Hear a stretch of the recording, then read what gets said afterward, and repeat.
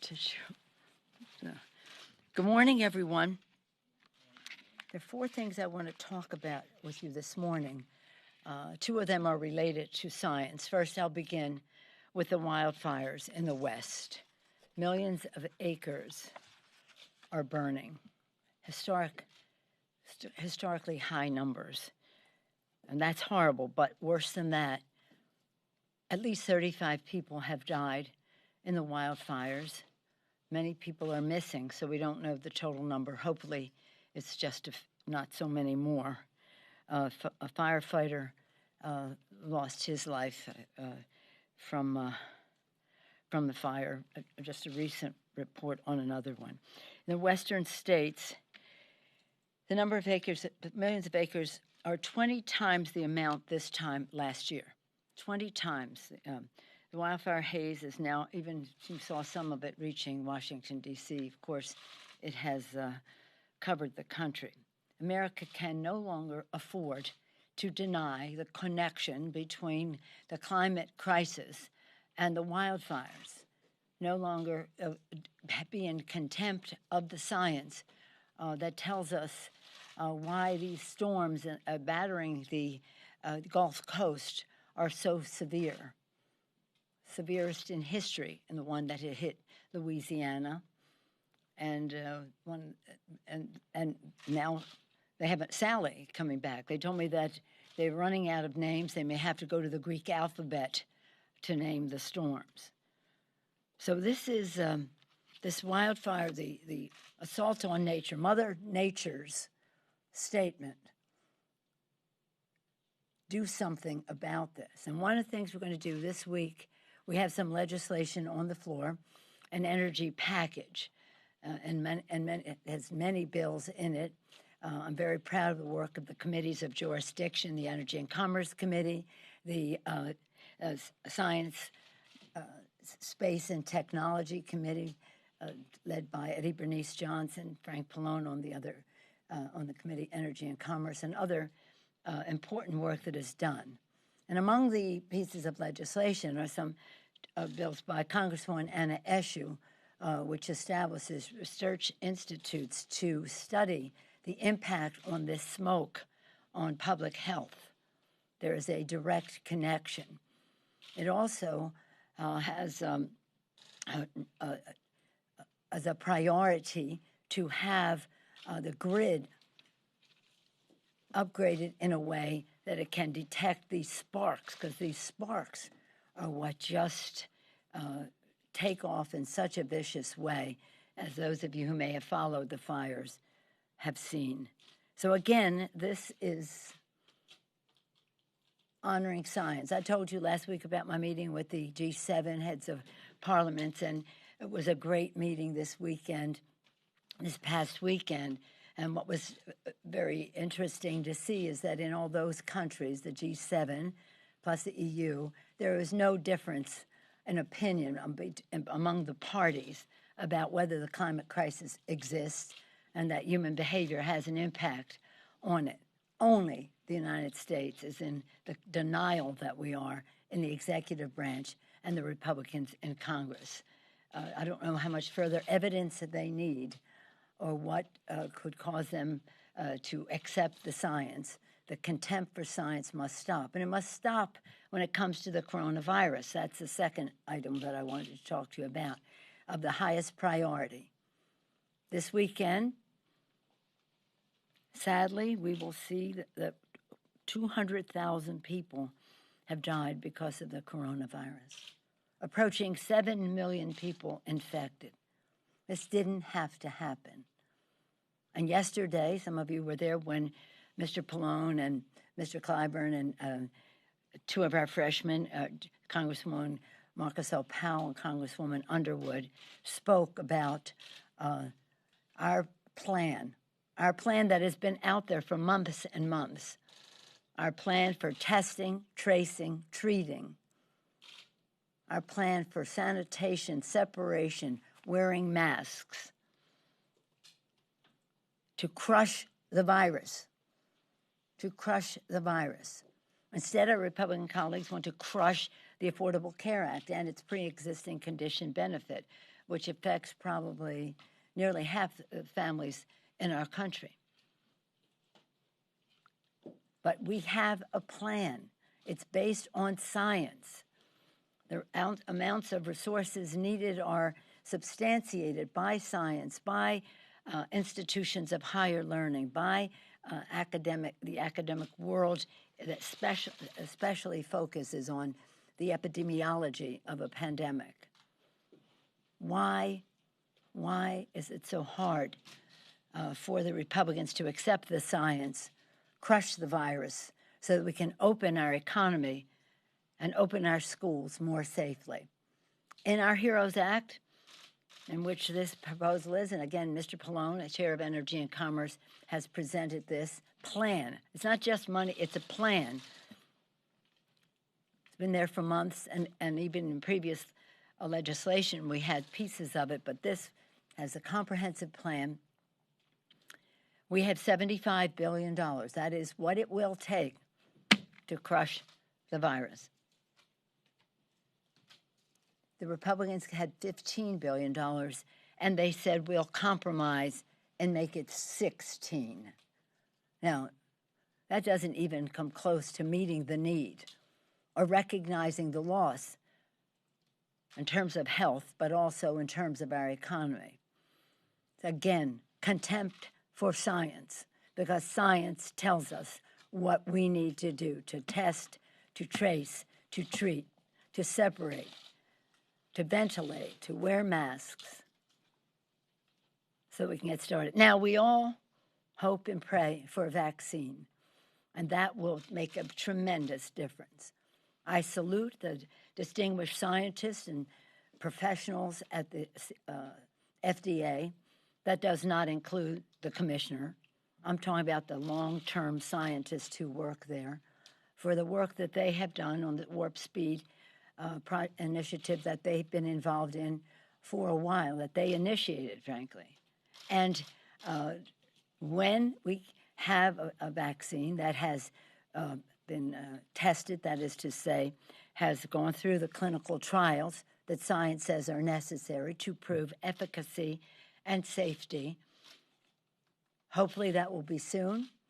We don't want it one day sooner than it is ready from a safety and efficacy standpoint.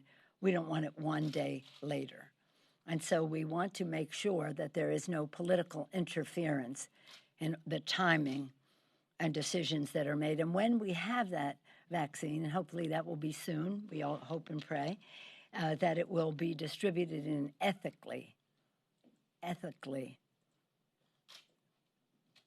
designed way to reach everyone, not just those with an N or with money and the rest. Because in our country, unless everyone is protected, none of us is safe, unless we're all safe.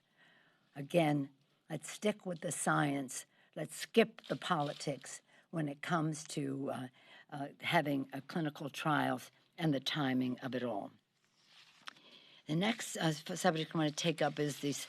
They talk about the lives and the livelihood of the American people that are affected by the coronavirus and by these fires and storms that are affecting our country, instead of paying attention to science.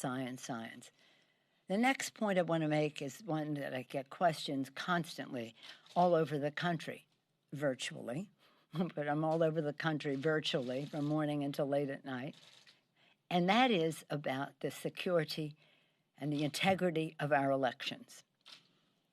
Again, our HEROES Act is about protecting the lives and the livelihood as well as the life of our democracy. And the assaults that have been made on the election, the discrediting of certain forms of voting and the rest, are not to be ignored, but they're not to be to scare people from voting. As you may know, that there was a decision last night, a decision by a federal judge issued a nationwide injunction against Trump's sabotage of the Postal Service. The judge found that Trump and the Postmaster General, DeJoy, are involved in a politically motivated attack on the Postal Service in order to manipulate the 2020 election. It goes on to say this assault will, quote, likely will slow down delivery of ballots this fall, creating a, quote, substantial possibility that many voters will be disenfranchised and that the states may not be able to effectively, timely, accurately determine election outcomes.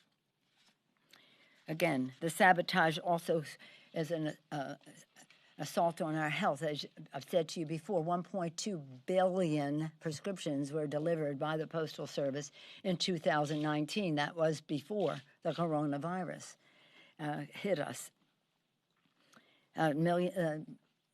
Over 80, some people think over 90% of prescriptions delivered, sent from the VA to veterans are delivered by the Postal Service. Social Security benefits, paychecks, including those to our seniors and our veterans.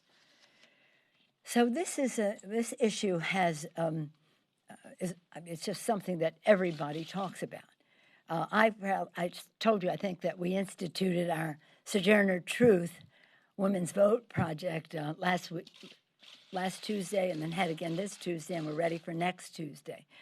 Next Tuesday is National Voter Registration Day, so we hope that everybody will be attuned to that. The ultimate Sojourner Truth Tuesday will be Election Day in November. In the meantime, we don't agonize over some of the measures the administration is trying to do. We don't agonize, we organize, and that's what we are doing. But we do have to shine a bright light, and I hope that you all will too, on what is being done to jeopardize the integrity of our elections, whether it is dismantling of the postal system, whether it is discrediting what it means to vote by mail and saying that really doesn't count, so why do it, whether it's welcoming and enjoying the involvement of the Russians once again, 24/7, in our election system, especially through the social media, and other interventions that may occur. This is who we are as a nation, a democracy. We want to have the biggest vote possible and respect the outcome as soon as possible. But this is a fight for our country, for the oath we take to protect and defend the Constitution and our democracy. And I'm so pleased that the court has been a counter to what is happening at the Justice Department, the comments by the Attorney General, as well as the President of the United States. My fourth point this morning is about China. As you know, well, maybe you don't know, but some of you know that for a long time, over 30 years, I have been a critic of China when it comes to their unfair trade practices, their sending out components of weapons of mass destruction to rogue nations and delivery systems as well, and their human rights violations. Next week, I'm so pleased that we will have two bills on the floor, one of them led by Jim McGovern, who's the chair of the China Commission, the Executive Commission, and this is a bill, a bipartisan bicameral legislation by McGovern to ensure that goods made in the Xinjiang Uyghur Autonomous Region are not made with forced labor, those that are imported into the United States. As you know, the Chinese government has arrested, put into camps, a minimum of 1 million, could be 2 or more million Uyghurs in so-called education camps, and we want to be sure that the goods made in those camps and imported to the United States are not made with forced labor. Actually, it doesn't even have to be in the camps. They can have forced labor outside the camps as well. And that's Jim McGovern. And Representative Lizzie Wexton's bill will require U.S.-listed companies to disclose information about supply chains and the use of goods from forced labor or internment camps. We continue to wait for the Senate to take up the Tibet Policy and Support Act, which passed in January. We've had a number of successes on the floor, House and Senate, in a bipartisan way, speaking out against what's happening in China, in Hong Kong, in Tibet, in the Uyghur territories, and just across the country. I've said it over and over. If we refuse to speak out about human rights in China because of commercial interest, then we lose all moral authority to speak about human rights any place in the world. Again, 30 years, at least 1 hour a day on China, whether it's from a security standpoint, whether it's an economic standpoint, or a values standpoint. It's a big country, so are we. We must have engagement, but we must also recognize when there are acts of violence and almost crimes against humanity, we must speak out against them. With that, I'll be pleased to take any questions that you have. Yeah. Yes, ma'am. What specific issues do you have with the problem solvers proposal? About the what? The problem solvers Oh, well, proposal? I've made my statement. Just go read my statement. I respect what they're doing. I made a statement about it, as have our chairs. In holding out for $2.2 trillion, though, are you making perfect the enemy of the good? It's not perfect. Perfect is $3.4 trillion. Remember, we've come down $1 trillion, and we said we'd meet them in the middle. So this is not about perfect being the enemy of the good. Any other questions? No. 3 minutes, Madam Speaker. Yes, sir. Yeah, yesterday, a woman who served on the Vice President Pence on the task force, Olivia Troy, came out and sharply criticized the president's conduct. And this comes after John Bolton also did the same thing with the president. The White House, in turn, has questioned their credibility. Why shouldn't the House call them and to have them testify under oath to tell their stories to the American public? The House has been trying to do that for a while. As you know, the administration has resisted that, and we are in the courts on their very subjects. But I just want to enlarge your question for a second. The president, we all know what the president is, okay? Now, no need to go into that. The president's enablers have a responsibility to our country. For months, the president was calling early on the virus a hoax. It was going to disappear magically. It was going to be a miracle. We're all going to be to church together on Easter Sunday. By the way, the holiest day of the year, the day Christ is risen, means a lot to many of us.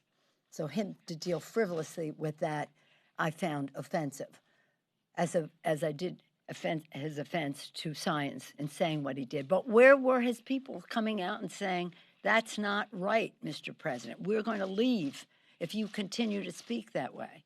And that applies to so many other things. What he's saying about immigrants to our country, what he's saying about the economy. He has, again, he is what he is, and he's the president of the United States. But these enablers, they're going to have to tell their children and their grandchildren the responsibility they have for the fact that we are 200,000 people dead, and that didn't have to happen. Would they have all been saved? No, but many would have. And there are metrics on this. Don't take it from me. There's scientific metrics of how many people could have been saved. So I remember our committees have an array of appeals and, when necessary, subpoena and court actions to have the executive branch speak to the Congress. The first, Article 1, the first branch of government with oversight responsibilities of the other branches of government as they have to us.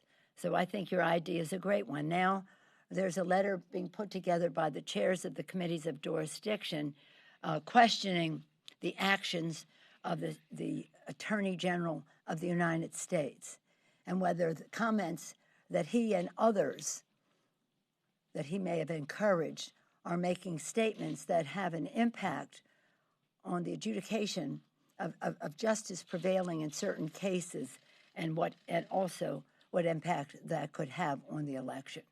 But this, it goes beyond the pale when you think in terms of what responsibility some have left, some are speaking out, but the simple fact is tens of millions of people are on unemployment insurance.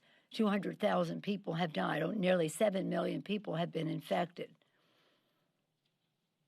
And now, good for her, the young woman who came forward and with her statement. Of course, they're attacking her now. But something is very wrong with this picture. Will you ask her to testify? Will the House ask her to testify?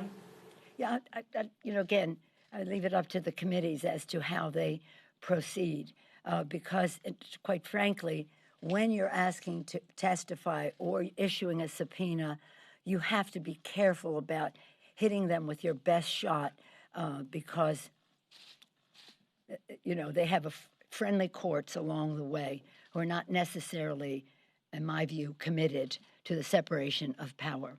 Yes, ma'am. Yes, you mentioned potential politicizing of the vaccine. Now, it's possible that Mr. Biden will be president when a vaccine is approved or when it's going out. What advice would you give to him and the steps that he should take to make sure that he can have confidence that a coronavirus vaccine is safe and effective? I appreciate your question. It's so important because whatever anybody might think of this president or this vaccine, it's really important for us to have confidence in the vaccine, because what we need to do is to crush the virus. We have to do many things, the vaccine one of them, hopefully not so far away into the future.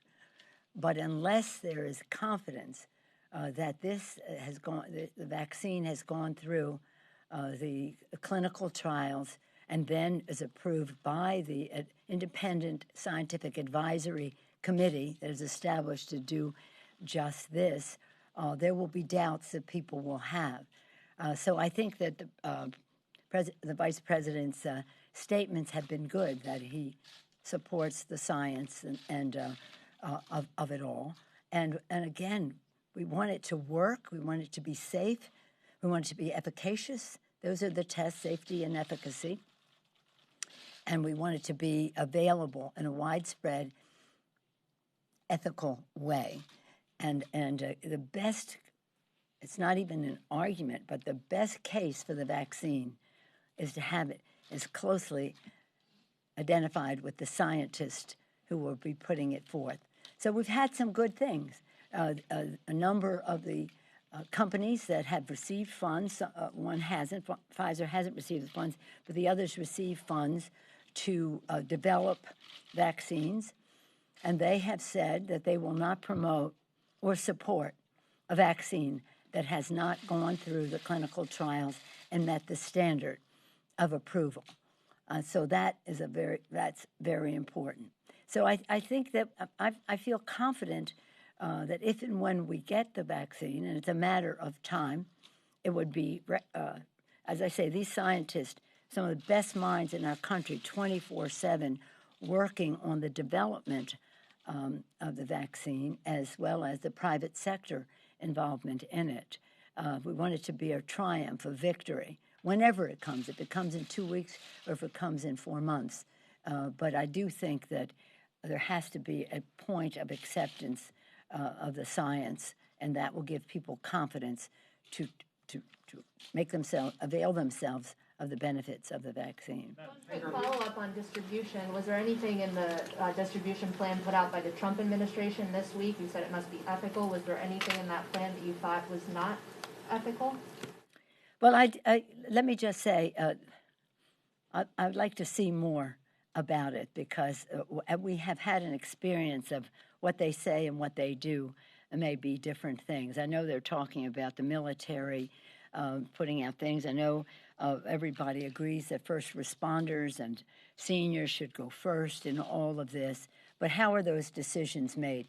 Hopefully not the way the president has made decisions about giving PPE, the personal protective equipment, to states by just doing it, shall we say, in a manner not scientific and really not effective in terms of addressing the challenge we face. So I think there will be a bright light shone on it. So I think they're going to have to do it right. But that doesn't mean it just goes to red states or rich people. It means that everybody has access to it. And that's ethical, but it's also smart from an epidemiology standpoint because it means if everybody is protected, we're all protected. Yes, sir. Yes. Yes, sir. You had mentioned that churches, you are Catholic, and the Archbishop of San Francisco recently wrote an op-ed in the Washington Post where he says that government is denying people the right to worship, and it's high time San Francisco let people go back to church again with proper precautions. He's saying that the sacraments can't be received through Zoom or Skype. Your opinion about that, and should churches in San Francisco be allowed to reopen with precautions? Well, I've been to church in San Francisco recently, and I did receive communion. Just so you know what it was, though, we had to sign up, and they only had 2 places left. So fortunately, I got in under the wire to go. And when we got there, the church maybe holds 250 people. There were probably 12 people there. Here, there, very, very, very spaced. But that was it. No more would be allowed. So again, obeying the social distancing, and then we did receive communion. The priest washed his hands before he gave us communion. Took it in my hand. I miss going to church regularly. Of course, we have virtual mass here, many masses in D.C., but all the other places. With all due respect to my Archbishop, I think we should follow science on this. And again, faith and science sometimes are counter to each other. Around here, people say to me, "You're a person of faith. Why do you believe in science?" And I said, well, I believe that science is an answer to our prayers. It is a creation of God and one that is an answer to our prayers. So with all due respect to the Archbishop, we have some areas of agreement and some areas of disagreement. So I don't know if he was speaking as our pastor or as an lobbyist, advocate, but whatever it is, I'm sure that he must have meant if it is scientifically safe rather than jeopardizing people's health if they want to go to church. But I thank you for your question. Yes, Chan. Good morning. So yesterday you said you thought you had compromised already on coronavirus, coming down to the lower figure here. What would it take at this stage to pry loose some sort of a deal? Just Republicans coming to that number? Or what in your mind do you see the path? Well, we have to meet the needs of the American people.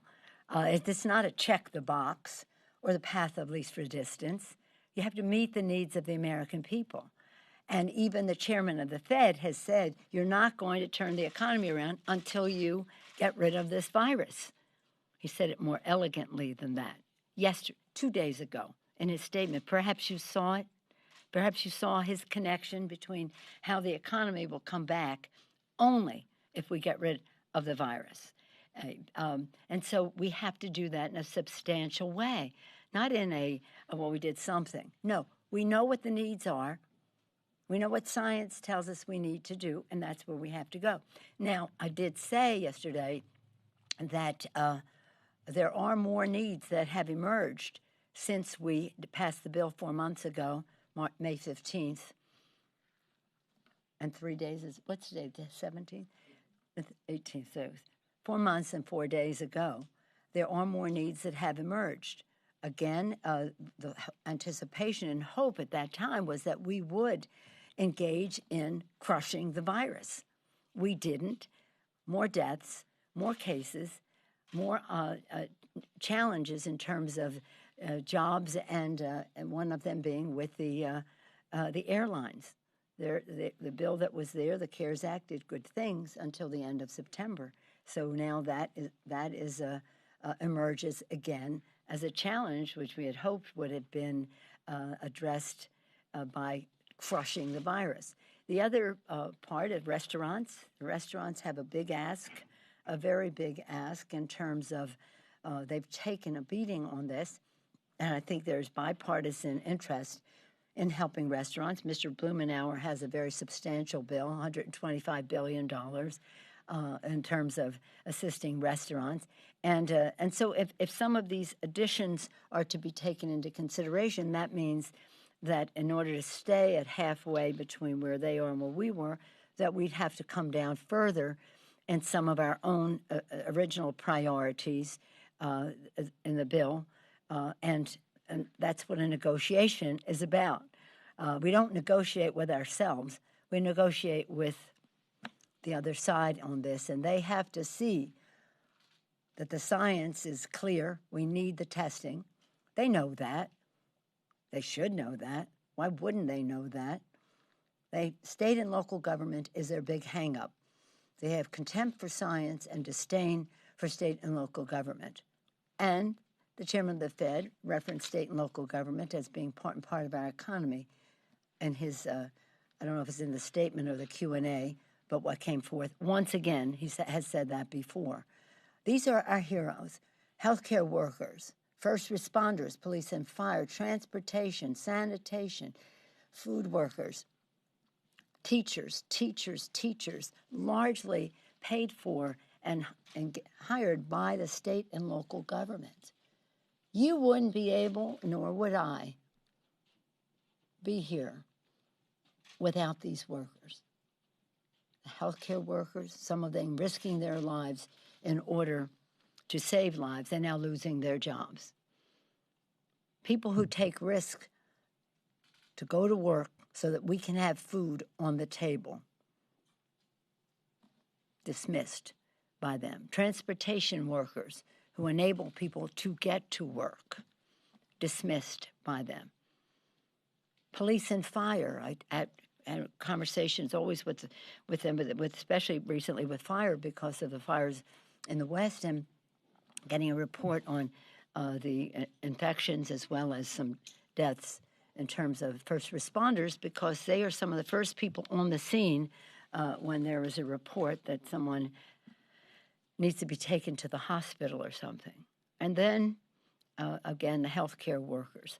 So understand how important these heroes are to you, to your family, to our economy, to our society, and understand why we have to support them and reject the language of the White House that says, oh, they're in blue states.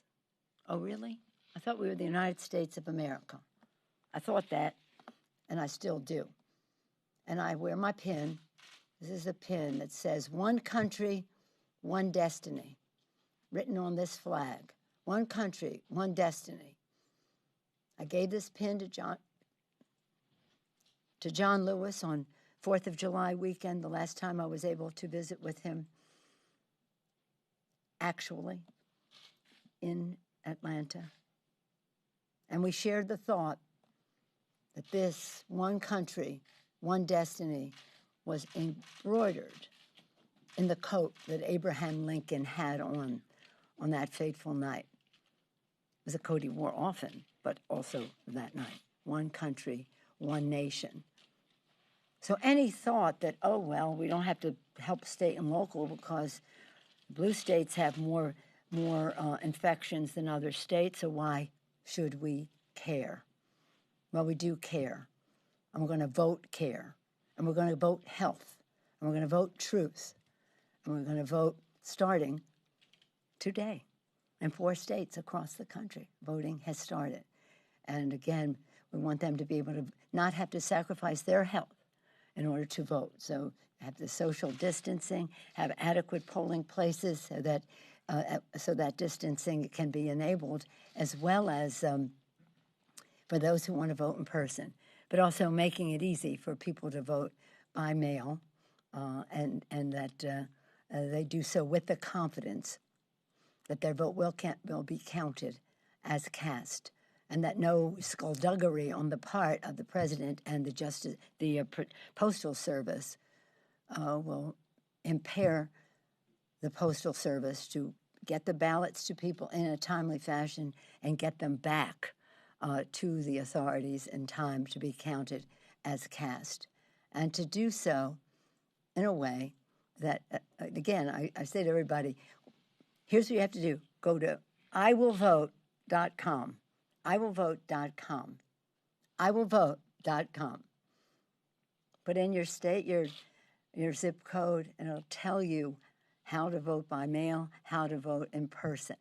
If you need further information, put in more information. I'll see if you are registered, as well as to confirm that you are, or enable you to register.